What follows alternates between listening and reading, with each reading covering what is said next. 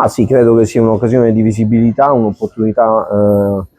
incredibile per la nostra città, nuovamente un grande evento a Siracusa, parliamo di fine settembre. Ringrazio fortemente il Ministro Lollobrigida per aver voluto che questo evento, ovvero i 3 giorni canonici del G7, vengano preceduti da una settimana di Expo Agricoltura e Pesca che daranno visibilità a una serie di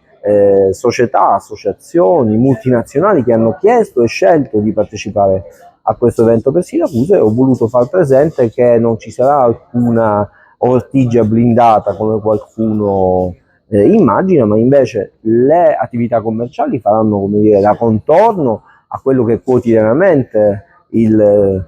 turista o il cittadino che visita Siracusa trova, ma che le uniche probabili difficoltà si avranno per l'accesso in auto. Questo però, come dire, avviene normalmente durante gli orari della ZTL, e soprattutto questo viene